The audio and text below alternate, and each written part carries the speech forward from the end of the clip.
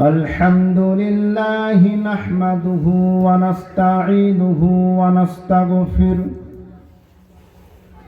ونعوذ بالله من شرور أنفسنا ومن سيئات أعمالنا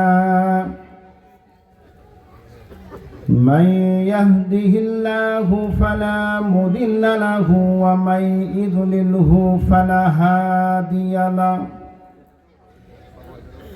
ونشهد أن لا إله إلا الله وحده لا شريك له ونشهد أن محمدًا عبده ورسوله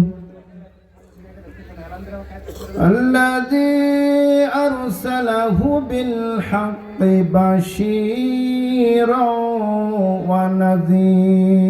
ونذيرا وداعيا إلى الله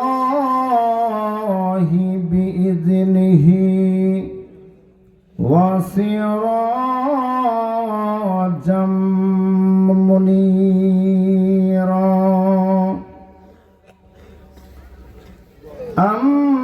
أما بعد فقد قال الله تعالى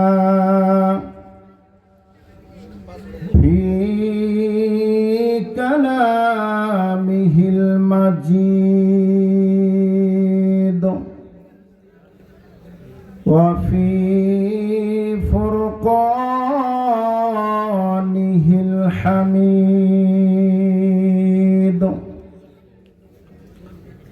أعوذ بالله من الشيطان الرجيم بسم الله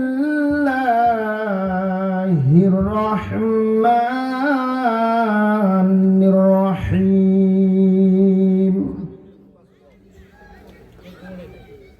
كل نفس ذائقة الموت ثم إلينا ترجعون وقال تعالى في شان رسول الله إن الله وملائكته يصلون على النبي يا أيها الذين آمنوا صلوا عليه وسلموا تسليما اللهم صل على محمد وعلى آل محمد كما صليت على إبراهيم وعلى آل إبراهيم إنك حميد مجيد اللهم بارك على محمد وعلى آل محمد كما باركت على إبراهيم وعلى آل إبراهيم إنك حميد مجيد أما بعد আরোহা শালীনাপাড়া কেন্দ্রীয় কবরস্থানের উন্নয়ন কল্পে ষষ্ঠ বার্ষিক ইসলামী ওয়াজ মাহফিলের সম্মানিত মুহতারাম মুআজ্জাজ সভাপতি অধ্যক্ষ শায়েখ মোহাম্মদ আব্দুল বাতেন, কাঞ্চনপুর ইলাহিয়া কামিল মাদ্রাসা। আল্লাহ সুবহানাহু ওয়া তাআলা আজকের সভাপতিকে কবুল ও মঞ্জুর করুন, সকলে বলে আল্লাহুম্মা আমিন। প্রধান অতিথি প্রকৌশলী মোহাম্মদ তাওসিফ রহমান মিশু, সিনিয়র সহকারী সচিব, পরিবেশ, বন ও জলবায়ু পরিবর্তন মন্ত্রণালয়। আল্লাহ তাআলা তাকে কবুল করুন, সকলে বলে আল্লাহুম্মা আমিন। আজকের উদ্বোধক সহকারী অধ্যাপক ডাক্তার মাসউদুর রহমান, আল্লাহ সুবহানাহু ওয়া তাআলা তাকে কবুল ও মঞ্জুর করুন, সকলে বলে আল্লাহুম্মা আমিন। প্রধান বক্তা এবং হযরত উলামায়ে কিরাম, উপস্থিত প্রিয় মুসলমান ভাই ও বোনেরা, প্রশংসা সবই কেবলমাত্র মহান রবের জন্য। সকলে বলি আলহামদুলিল্লাহ। দরুদ ও সালাম নবী মুহাম্মদ রাসূলুল্লাহ সাল্লাল্লাহু আলাইহি ওয়াসাল্লামের প্রতি। সকলে বলি আল্লাহুম্মা সাল্লি আলাইহি আল্লাহুম্মা বারিক আলাইহি। সম্মানিত উপস্থিতি, রাত গভীর হয়ে যাচ্ছে, তাই ভূমিকা করব না, সরাসরি আলোচনায় যেতে চাই ইনশাআল্লাহ। যেহেতু আজকের কবরস্থানের উন্নয়ন কল্পে, তাই আমি মৃত্যু প্রসঙ্গে একটা আয়াতে কারিমা তিলাওয়াত করেছি। আল্লাহ সুবহানাহু ওয়া তাআলা তৌফিক দান করলে একটি আয়াতকে কেন্দ্র করে অন্যান্য আয়াতকে সংযুক্ত করে সংক্ষিপ্ত সময়ের মধ্যে কাঙ্ক্ষিত যে উদ্দেশ্যটি সেটি সফল করার চেষ্টা করব ইনশাআল্লাহ। প্রিয় ভাইরা আমার, আমরা ইতিপূর্বে অনেক কথা শুনেছি যেগুলো কবরকে কেন্দ্র করে। যেমন কবরে 3টি প্রশ্ন করা হবে। মান রব্বুক, তোমার রব কে? ওমা দীনুক, তোমার দিন কি? ওমান হাযা রাজুল, এবং আল্লাহর নবী মুহাম্মদ রাসূলুল্লাহ সাল্লাল্লাহু আলাইহি ওয়াসাল্লামকে উদ্দেশ্য করে বলা হবে। এখন পৃথিবীতে মানুষ যদি ভালো আমল করে থাকে, ভালো আমল করে, নেক কাজ করে, মানুষের সঙ্গে ভালো আচরণ করে, তার ওই ব্যক্তি এই প্রশ্নের উত্তর দিতে সহজ হবে। কথা বলেন ঠিক কিনা? দুনিয়াতে যদি খারাপের সঙ্গে জড়িয়ে থেকে, মন্দের সঙ্গে জড়িয়ে থাকে, ওই ব্যক্তি যদি মৃত্যুবরণ করে, কবরে যদি প্রশ্ন করা হয়, একটার উত্তর দিতে পারবে না। পারবে না। কারণ উত্তর দিতে হলে এই দুনিয়াতে আপনাকে জ্ঞান অর্জন করে যেতে হবে।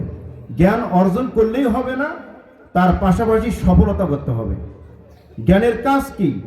সেই কাজগুলো বাস্তবায়ন করতে হবে। আপনি জ্ঞান অর্জন করলেন যে নামাজ পড়া ফরজ, কিন্তু আপনি নামাজ পড়লেন না। মুখে বললেন ফরজ, কিন্তু আপনি সালাত কায়েম করলেন না। লাভ হবে? লাভ হবে না। অতএব এই দুনিয়াতে আমরা যা কিছু করি, সব কিছু রেখে আপনাকে আমাকে কবরের যাত্রী হতে হবে। কথা বলেন ঠিক কিনা? এই পৃথিবীতে ইচ্ছা করলেই আমরা থাকতে পারবো না। পারবো কি থাকতে? আমি আপনি ইচ্ছা করলেই থাকতে পারবো না। এই পৃথিবীতে যা কিছু আছে সব ধ্বংসশীল, সব কিছুই ধ্বংস হয়ে যাবে। সরাসরি আলোচনায় যাই। আল্লাহ তাআলা বলেন, বিসমিল্লাহির রহমানির রহিম।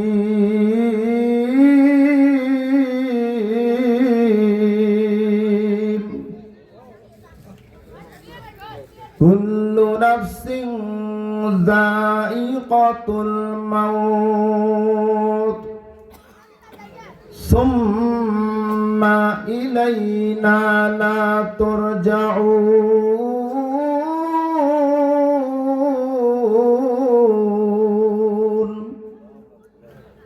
প্রত্যেক প্রাণীকেই মৃত্যু স্বাদ গ্রহণ করতে হবে। এই দুনিয়াতে প্রত্যেকেই মৃত্যু স্বাদ গ্রহণ করে আল্লাহর নিকট তাকে ফিরে যেতে হবে। কার নিকট? আল্লাহর নিকট ফিরে যেতে হবে। আপনি যে অবস্থায় থাকেন, ভালো করেন আর মন্দ করেন, নেক করেন আর গুনাহ করেন, যে অবস্থায় আপনি থাকবেন ওই অবস্থায় আপনাকে ফিরে যেতে হবে কার কাছে? আল্লাহর কাছে। আল্লাহ তাআলা বলেন সূরাতুর রহমানের 26 নম্বর আয়াত, কুল্লু মান আলাইহা ফান।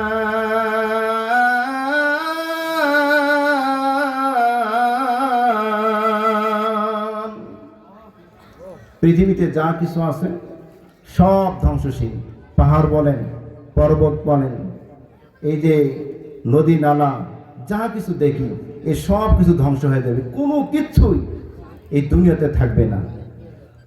পাহাড় পর্বত থাকবে না যেহেতু মানুষও থাকবে না, কোনো মাখলুক থাকবে না, কোনো জীব থাকবে না। থাকবে কে থাকবে? ওয়ায়াবকা ওয়াজহু রাব্বিকা যুল জালালি ওয়াল ইকরাম।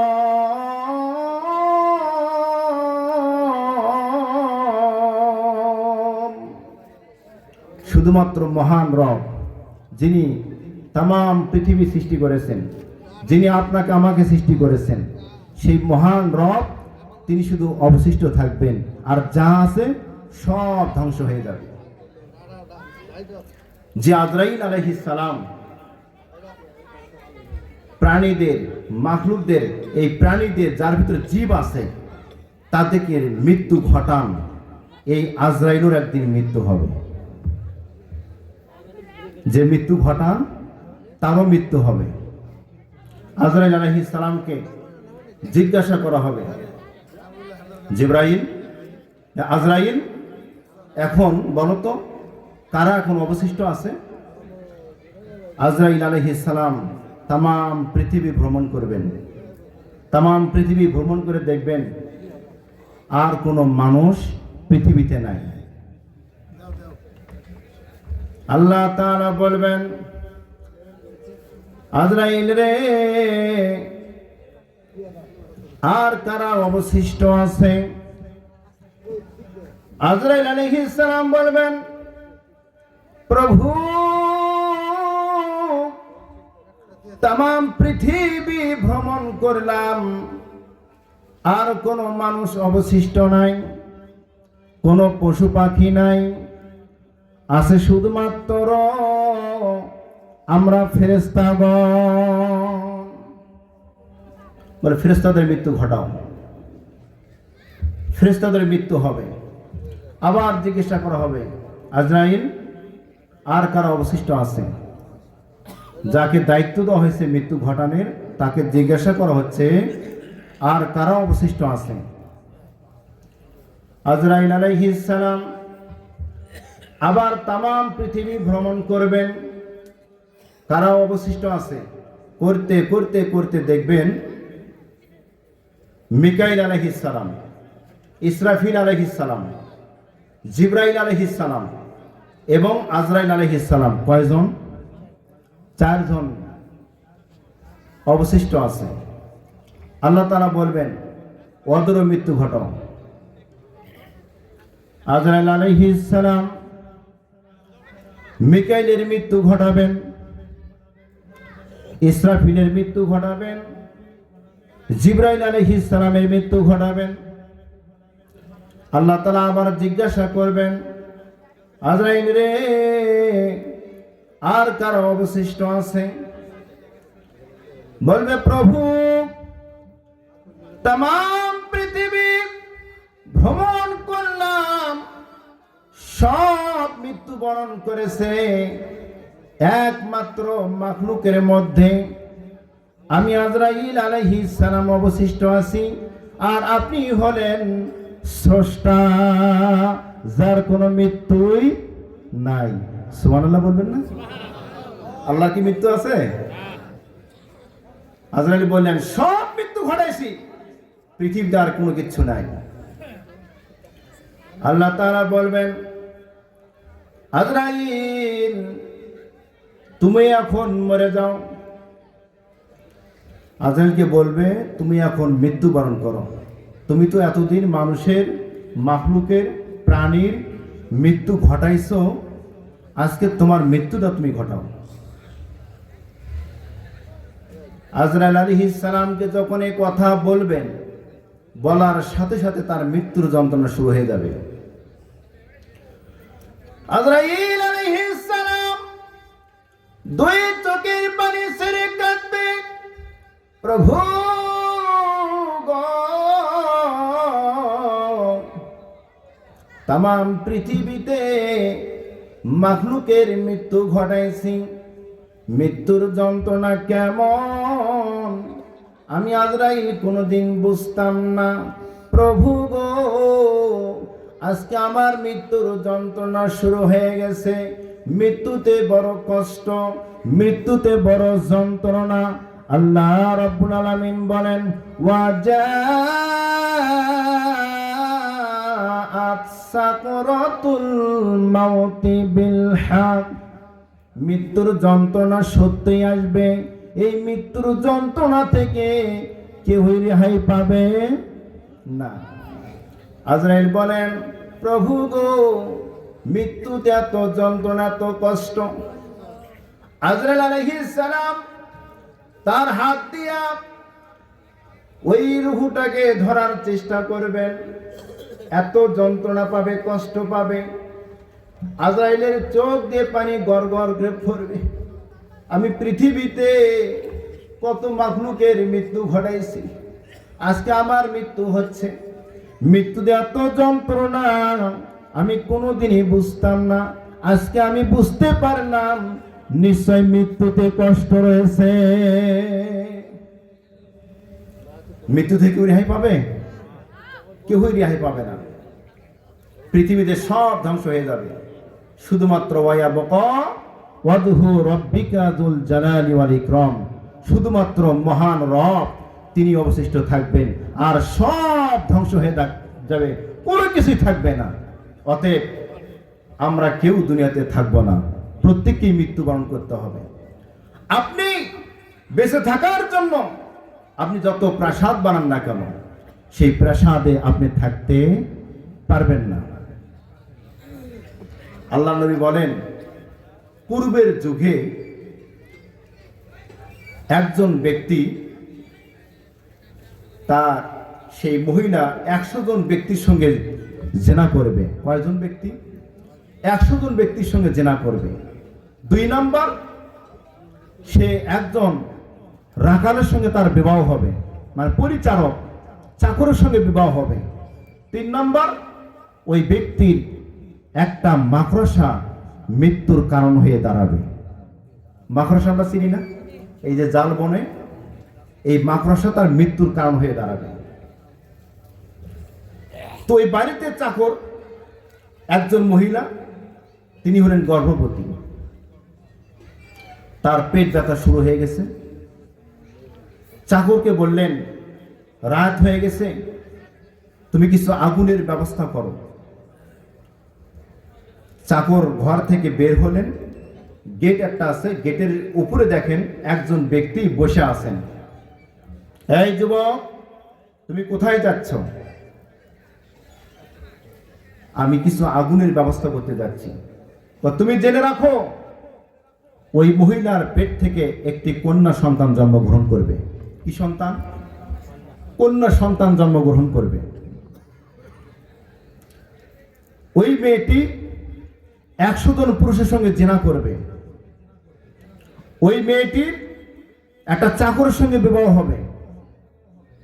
ওই মেয়েটির একটা মাকড়সা তার মৃত্যুর কারণ হয়ে দাঁড়াবে। যুবক শুনলেন। যুবক শোনার পর চিন্তা করতেছেন, এই বাড়ির চাকর তো একমাত্র আমি, তার মানে যে মেয়েটা জন্মগ্রহণ করবে ওই বাড়ির চাকরও আমি, ওই মেয়েটা 100 জন পুরুষের সঙ্গে জেনাও করবে, ওই মেয়ের সঙ্গে আমারও বিবাহ হবে, আবার ওই মেয়েটা একটা মাকড়সার মৃত্যুর কারণ হয়ে দাঁড়াবে। অতএব ওগুলো বাদ, যেহেতু মেয়েটা 100 জন পুরুষের সঙ্গে জেনা করবে, আমার সঙ্গে বিবাহ হবে, অতএব ওই মেয়েটাকে আমি দুনিয়াতেই রাখবো না। বুঝতেছেন কি? দুনিয়াতে রাখবো না। গর্ভবতী মা সন্তান প্রসব করলেন। মা হাত পা খরচ করার জন্য আসলেন। এই যুবক সুযোগ বুঝে ঘরের ভেতর প্রবেশ করে একটা চাকু দিয়া ওই কন্যা সন্তান ছোট্ট বাচ্চা এই বুক থেকে পেট পর্যন্ত ফাড়লেন, বুক থেকে পেট পর্যন্ত ফাড়লেন, একদম নিষ্পেষিত হয়ে গেছেন। বুক ফাড়ার পর রক্ত দিয়ে যেন ভেসে যাচ্ছে, ও পলায়ন করলেন। মা ঘরের ভেতর প্রবেশ করে দেখেন, সর্বনাশ, আমার মেয়ের তো বুকটা ফাড়া, মেয়ে তখন বাঁচবে না। খুব তাড়াতাড়ি মা প্রাথমিক চিকিৎসার ব্যবস্থা করলেন, সুই সুতা দিয়ে মা সেটা সেলাই করলেন, কিছু গাছের ছাল তার জানা মতো বুকের উপরে লেগে দিলেন। আস্তে আস্তে ওটা ভালো হয়ে গেল, কন্যা সন্তানটা সুস্থ হয়ে গেল। সুবহানাল্লাহ বলেন। কন্যা সন্তান এটা আস্তে আস্তে বড় হতে লাগলেন।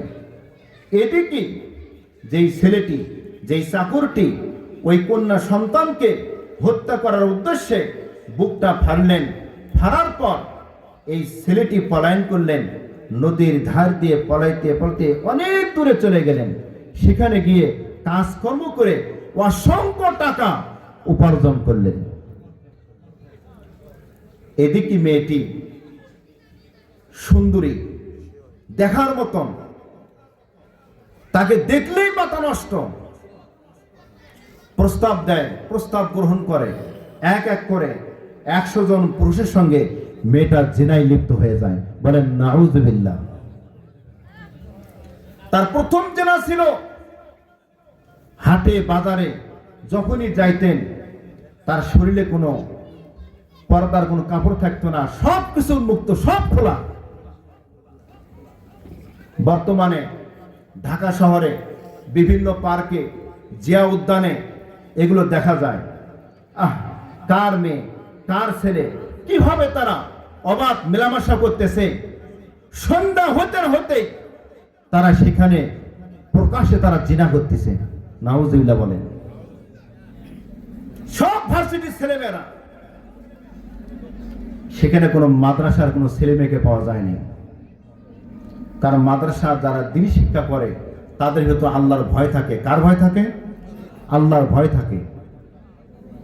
যারা পার্কে গেছেন, উদ্যানে গেছেন, দেখতে পাবেন বিকেলের পরে কি অবস্থাটা। আল্লাহ আমাদেরকে হেফাজত করুন। ভার্সিটিতে আপনার ধর্ষণের সেঞ্চুরি হয়।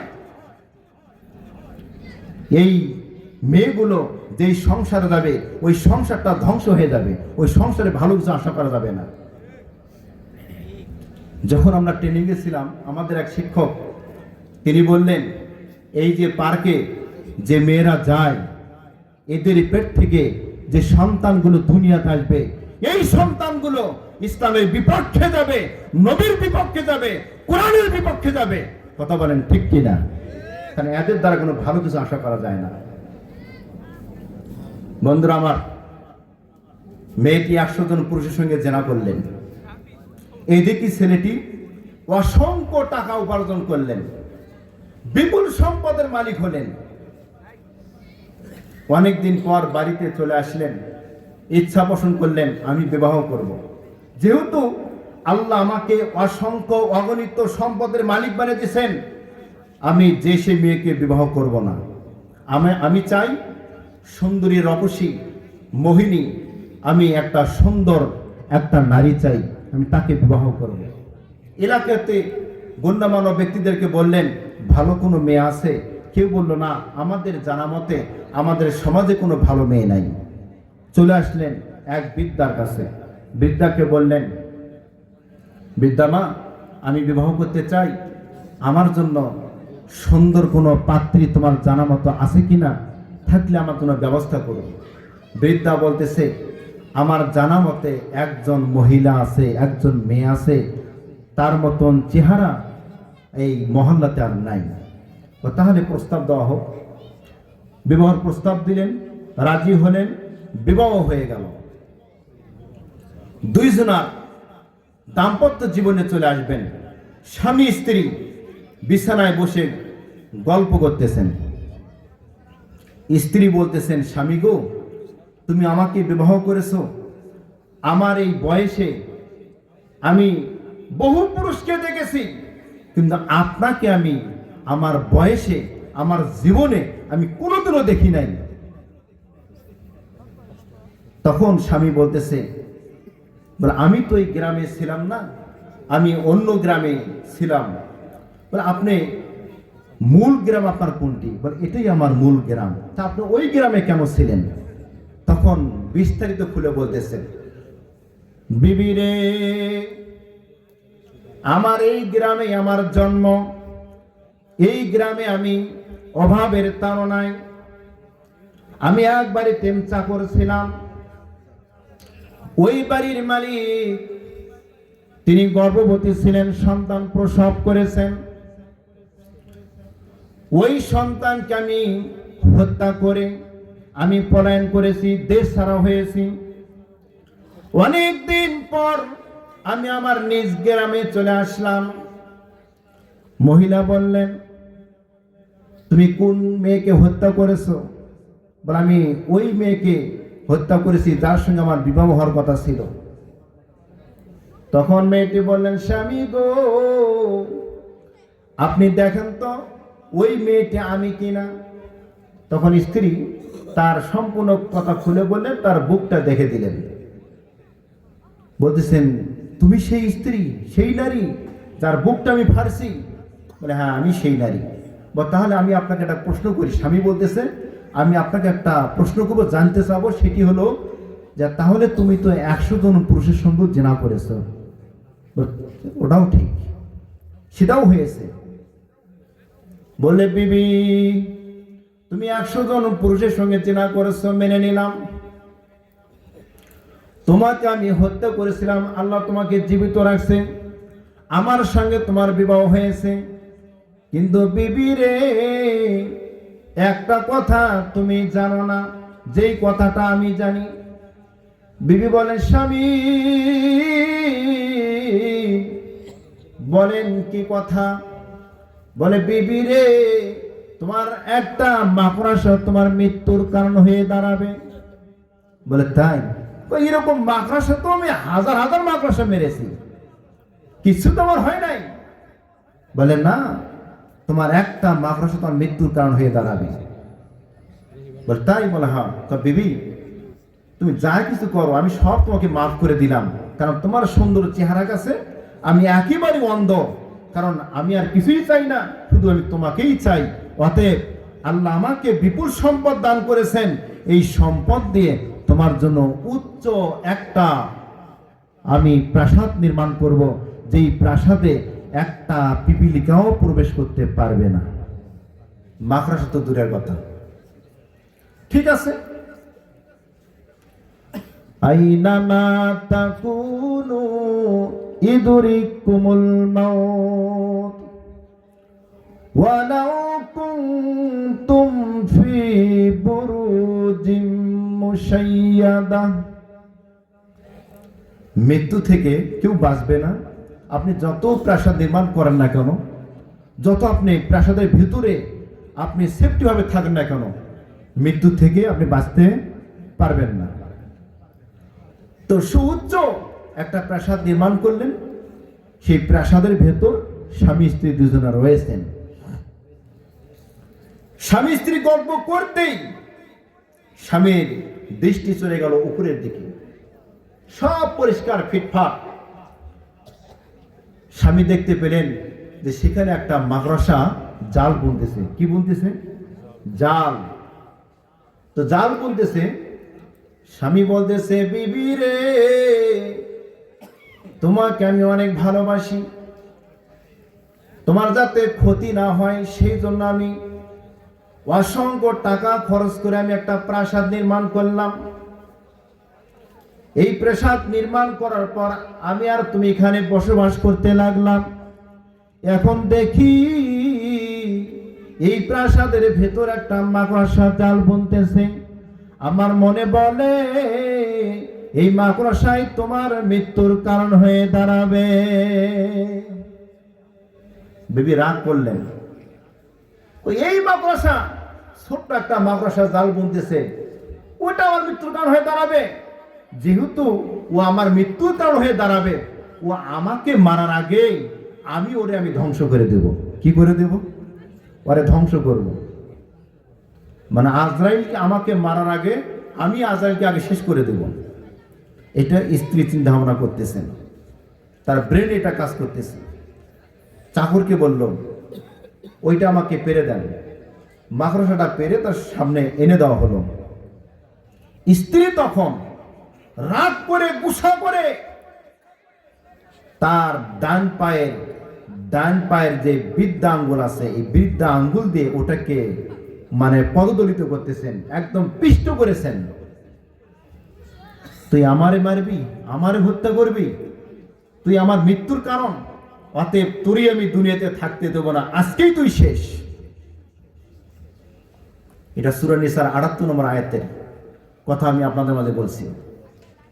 মেয়েটি যখন পিষ্ট করলেন, ওই মাকড়সার যে লালা ছিল, এই লালাগুলো, কষগুলো তার বৃদ্ধা আঙুলের ভিতরে প্রবেশ করলেন। প্রবেশ করার পর আস্তে আস্তে আস্তে আস্তে তার পায়ের রংটা পরিবর্তন হয়ে যাচ্ছে, ব্যথা লাগতেছে, সেই যন্ত্রণা। বেবি বলতেছেন, স্বামী আমি এই মাকড়সা আমি নিজের পায়ে পদদলিত করে হত্যা করেছি। এইরকম অসংখ্য মাকড়সা আমি হত্যা করেছি, কোনোদিন আমার পায়ে ব্যথা লাগে নাই। স্বামীরে আমার পা ব্যথা করতেছে, যন্ত্রণা করতেছে, কষ্ট হচ্ছে, আমার পা যেন নীল বর্ণ হয়ে যাচ্ছে। এমন তীব্র ব্যথা শুরু হয়ে গেল, মেয়েটি আর চোখের পানি ধরে রাখতে পারলেন না, সেখানেই পরে গড়াগড়ি দিয়ে কান্নাকাটি শুরু করলেন। স্বামী বিবিকে বলেন, বিবি রে, মৃত্যু চিরসত্য, এই মৃত্যু থেকে কেউ রেহাই পাবে না। আমি তোমাকে বাঁচার জন্য প্রাসাদ নির্মাণ করলাম, এই প্রাসাদের ভেতর তোমার মৃত্যু এখানে হাজির হয়েছে। অতএব বিবি রে, তুমি আর পৃথিবীতে থাকতে পারবে না, অল্প কিছুক্ষণের মধ্যেই তোমার মৃত্যু হয়ে যাবে। বিবির পুরো শরীরটা নীল হয়ে গেল, মৃত্যুবরণ করলেন। ইন্না লিল্লাহি ওয়া ইন্না ইলাইহি রাজিউন। এই যে প্রাসাদ নির্মাণ করলেন, মৃত্যু থেকে কি বাঁচতে পারছে? আমি আপনি কি মৃত্যু থেকে বাঁচতে পারবো? কখনোই বাঁচতে পারবো না। এই জন্য মৃত্যু যেহেতু আপনার আমার হবেই, আপনি আমি যেহেতু পৃথিবীতে থাকবোই না, তাহলে আপনার আমার একটা বাড়ি নির্মাণ করতে হবে কি হবে না? সেই বাড়িটি হলো কবর। সেই বাড়িটার নাম কি? কবর। যেই কবরে আপনার কোনো বন্ধু থাকবে না, কোনো বান্ধবী থাকবে না, কোনো ছেলে থাকবে না, কোনো মেয়ে থাকবে না।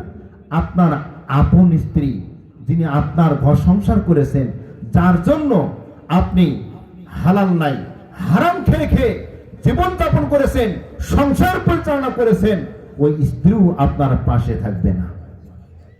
থাকবে? থাকবে না। বন্ধুরা আমার, মৃত্যু থেকে কেউ রেহাই পাবে না। অতএব আপনাকে আমাকে সচেতন হতে হবে, প্রস্তুতি নিতে হবে।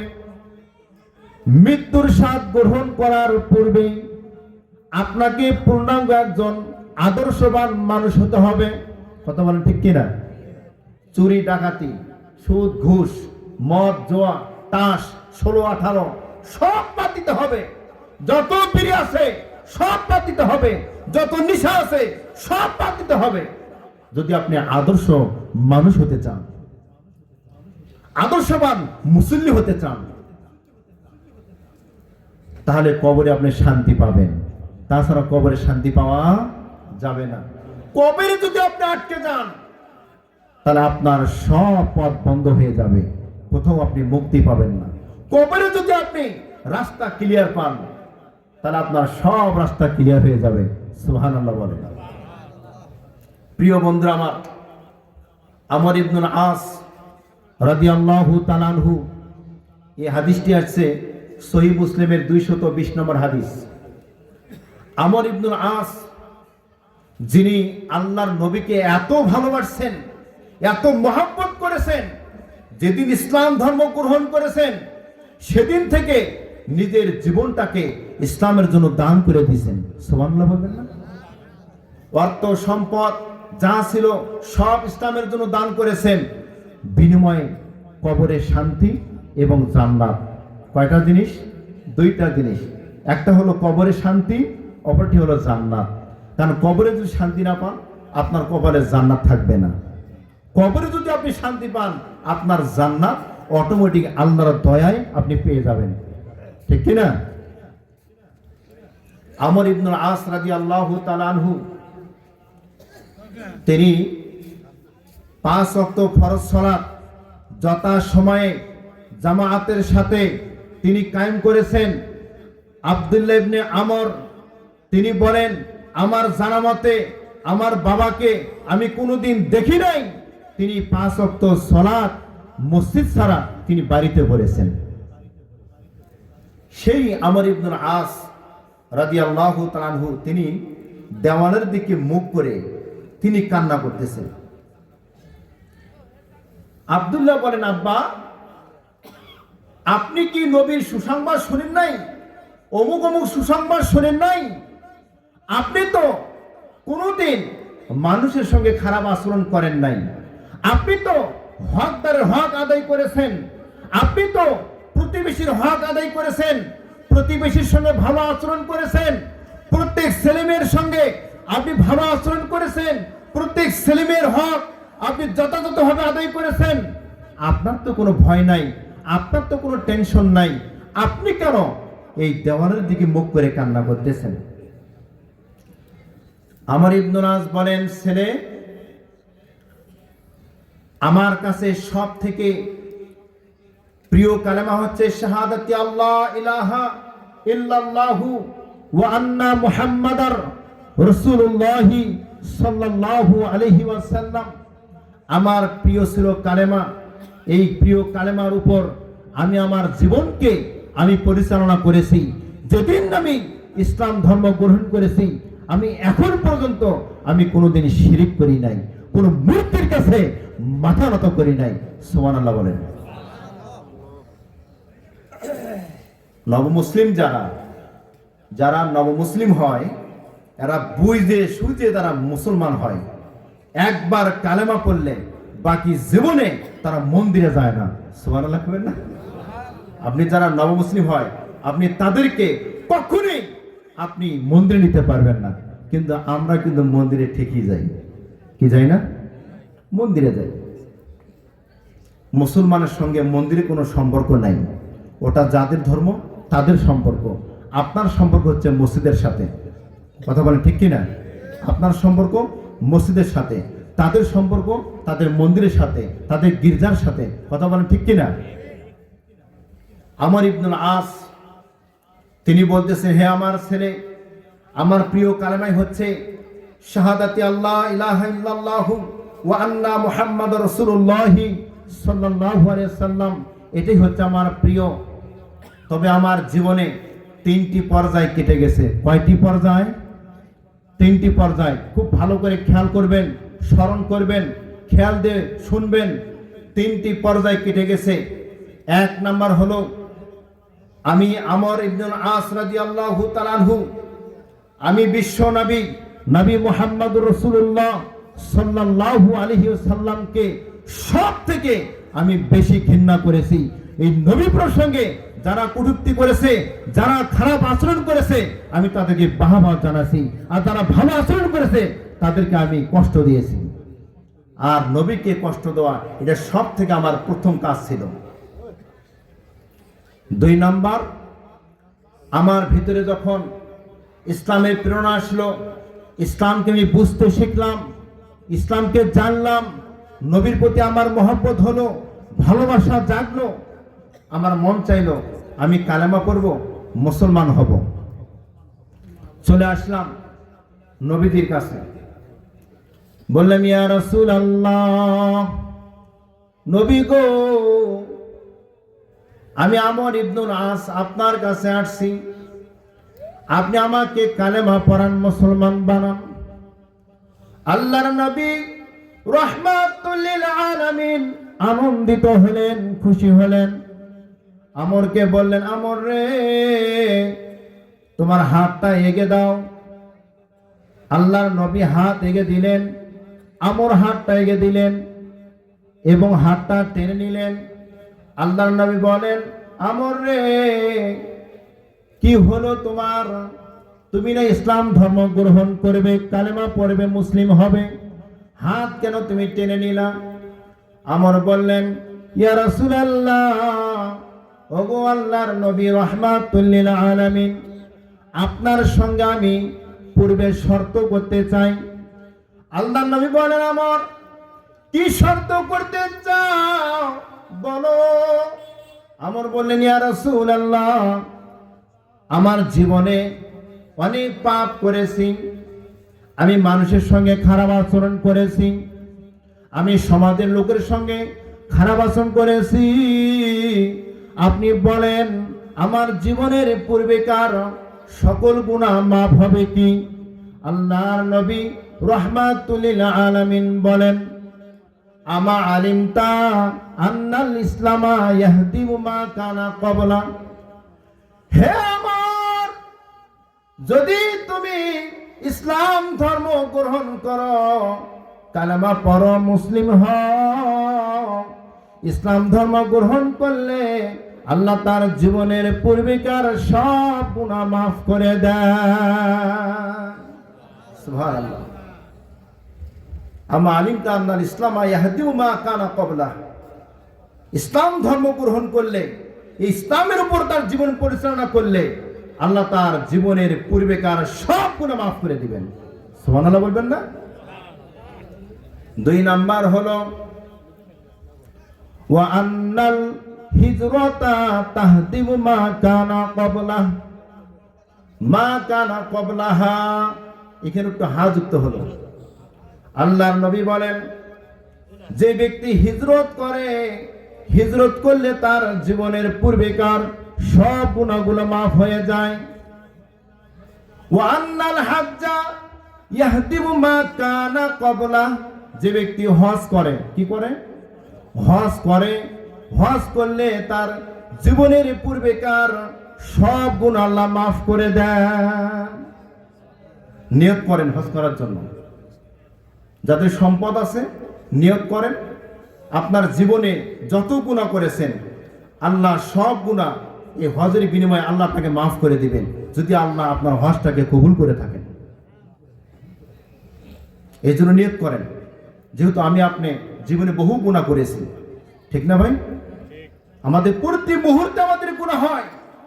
এই জন্য নিয়ত করেন যে আল্লাহর ঘর আমরা তাওয়াফ করব, হজ করব, আল্লাহ যেন আমাদের গুনাহকে মাফ করে দেন।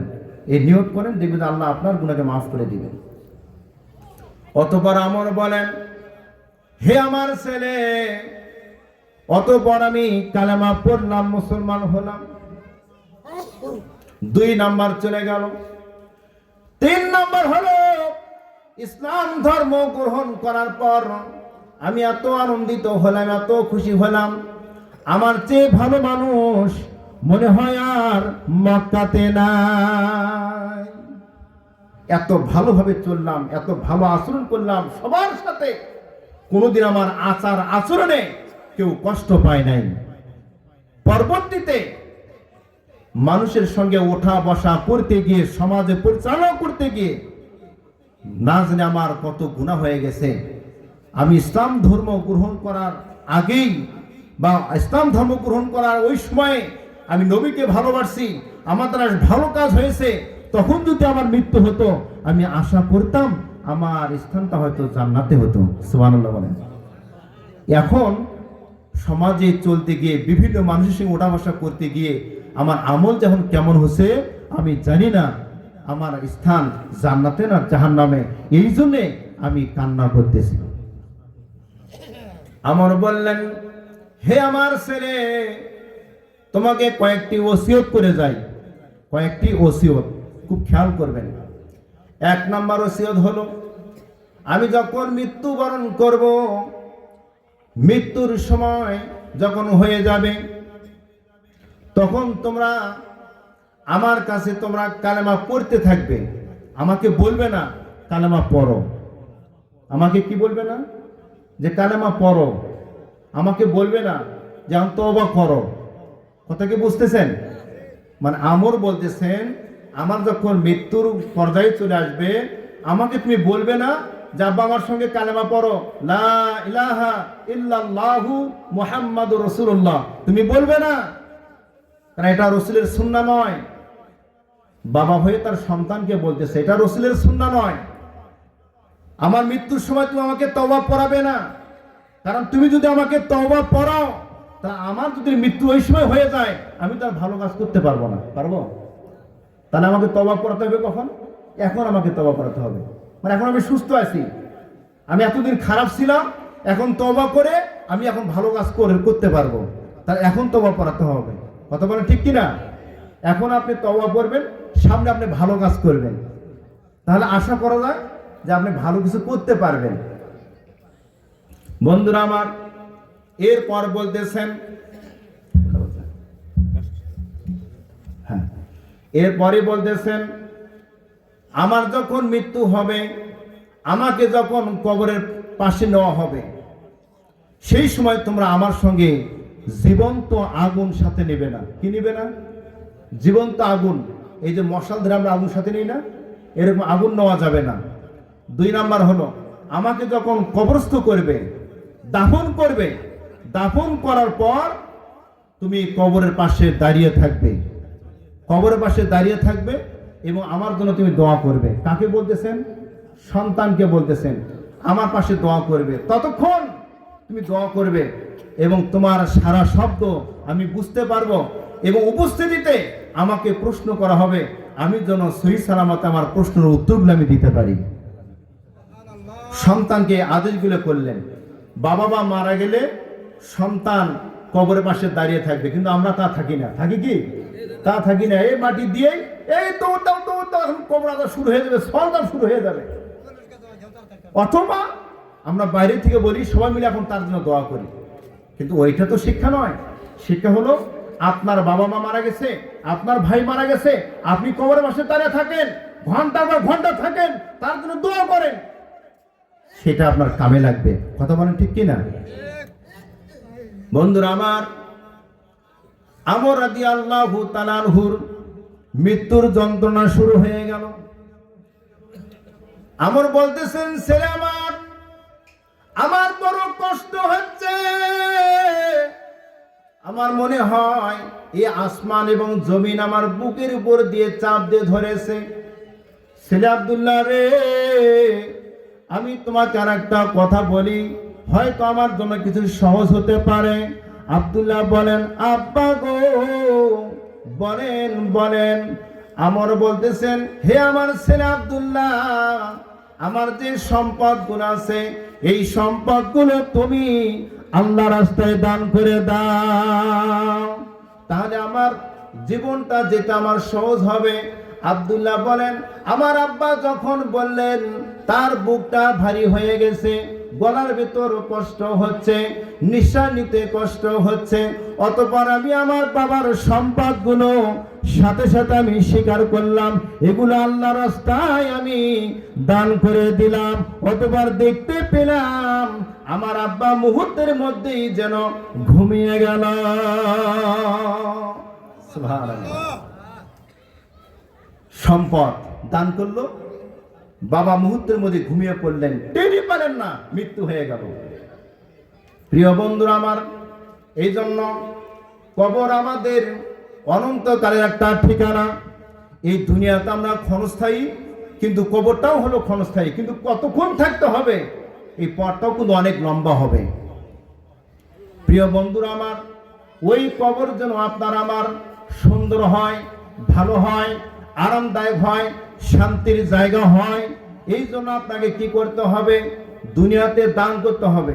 আপনি যদি দান করেন, তাহলে কবরের ভেতর যখন আপনাকে শুয়ে দেওয়া হবে এবং উপরে যখন আপনাকে খাড়াল দেওয়া হবে, বাঁশের চাল দেওয়া হবে, অতঃপর মাটি দেওয়া হবে, মানুষ দিতে না দিতে আপনি দুনিয়াতে যে দান করেছেন, এই দানগুলো আপনার কবরের চতুর্পাশ দেশে ওরা দাঁড়িয়ে দেবে। সুবহানাল্লাহ বলবেন না? যার সমর্থন আছে 500 টাকা 500 টাকা দান করেছে, যার সমর্থন আছে 10,000 টাকা 10,000 দান করেছে। সেই সমর্থন যে দানগুলো ওই কবরের চতুর্পাশ দিয়ে আপনার বেষ্টন দিয়ে আপনাকে এমনভাবে পাহারা দিবে, আপনাকে কোনো আযাব কোনো যন্ত্রণা আপনাকে স্পর্শ করতে দিবে না। সুবহানাল্লাহ আসতে বলেন।